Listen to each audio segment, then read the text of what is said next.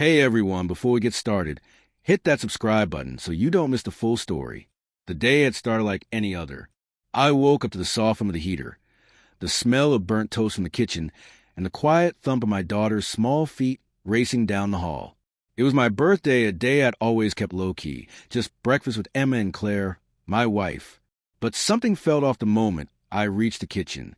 Claire was humming, but it was that kind of hum that didn't reach her eyes. She kept glancing at her phone on the counter, thumbs tapping faster than the rhythm of her song. "Morning," she said, voice too light, too practiced. Emma, our 8-year-old, sat at the table, pushing cereal around her bowl with a fork instead of eating it. I tried to shake the unease off.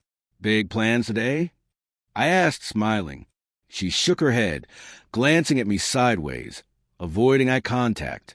She never did that unless something was wrong, or she was hiding something. I noticed a faint scent of perfume, floral but unfamiliar, lingering on her coat. That's when I realized I'd never smelled it before. Claire excused herself, muttering something about checking a work email, but the screen was bright with single name, Jason. My stomach clenched.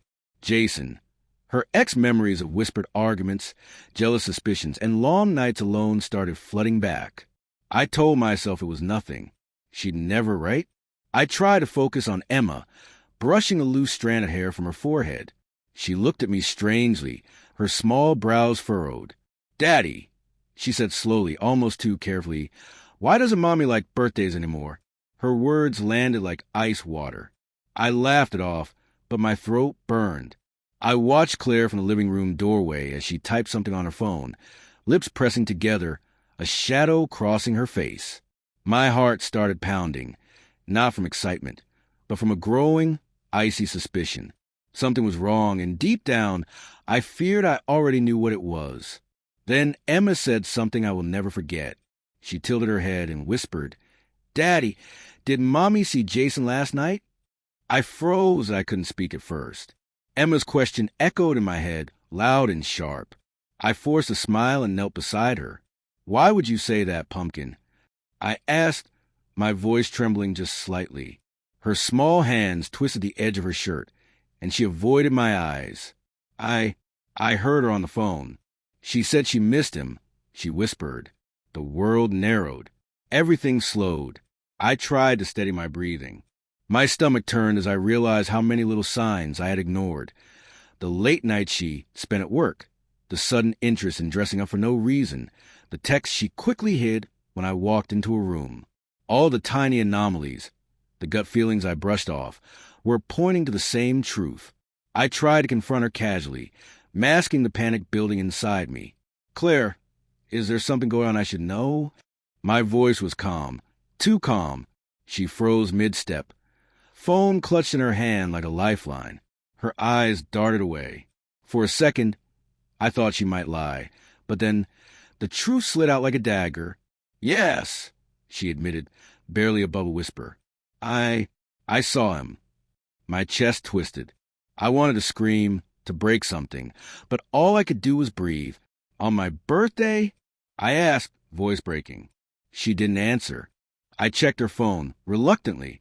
Messages spilled across the screen, texts late at night, full of intimate jokes, promises, and plans I wasn't part of. Photos she had deleted from our shared album. The sheer casualness of it, the betrayal woven into normal life, made me dizzy. She wasn't ashamed. She was comfortable. Emma watched silently, the small lines of worry on her forehead deepening. "Daddy, she's sad now," she murmured. Her innocence was heartbreaking, her tiny heart caught between loyalty to her mother and the need to protect me. Claire tried to explain, fumbling for words. I didn't mean to hurt you. I missed, I don't know." Her voice cracked. I felt a hollow rage in my chest. I wanted to throw her out, yell, cry, but mostly I felt broken. I walked to my room, slammed the door, and sank to the floor.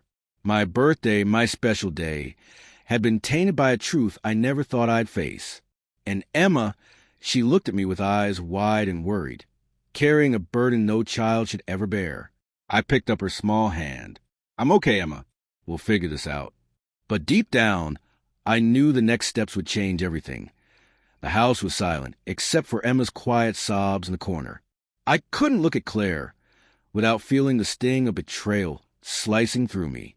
My hands shook as I held my daughter, trying to shield her from the truth I wished I could unsee. But there was no undoing this. Finally, I faced her. "We need to talk," I said, voice low but firm. Claire's eyes filled with guilt, or maybe relief that the truth was out. I never wanted this to happen. It did, she stammered. Every word felt like ash in my mouth. I wanted to shout, to scream, to throw her phone across the room, but instead I stayed still, letting the weight of it settle. "Do you even understand what you've done?" I asked, every syllable sharp, controlled, not just to me, but to Emma. Her lips trembled, and she nodded. But nods aren't enough. They never are. I took a deep breath, forcing myself to think clearly. I couldn't let anger guide me. I needed clarity. I need space. Emma needs stability. We can't pretend this didn't happen. She tried to protest, tears falling freely now, but I cut her off. "No, this isn't about excuses. This is about reality. You broke our trust. And some things, Claire, some things you can't fix with words." Emma, sitting between us, clung to me, whispering, "Daddy, will she still love me?" I held her tighter. "Always, baby. Always." And in that moment, I realized something crucial. Betrayal might shatter relationships, but couldn't destroy love. Not the love between a father and his child. Claire's shoulders slumped, and for the first time, I saw the weight of her choices pressing down on her. She had her regrets. I had mine. But life moves forward, and sometimes survival requires walking away from what we thought was forever. That night, I tucked Emma into bed and kissed her forehead. "We'll be okay," I whispered. I didn't know what the future held, whether Claire would try to come back, or forgiveness was even possible, but I knew we'd face it together. My heart ached, yes, but it also carried a new kind of strength. The strength to protect the ones who matter, no matter how painful the truth.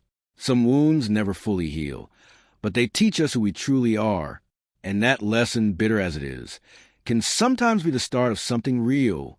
If this story hit you hard, or if you've ever been through something similar, comment below and share your thoughts. And don't forget to subscribe for more stories that reveal the raw, messy, beautiful truth about love, betrayal, and life.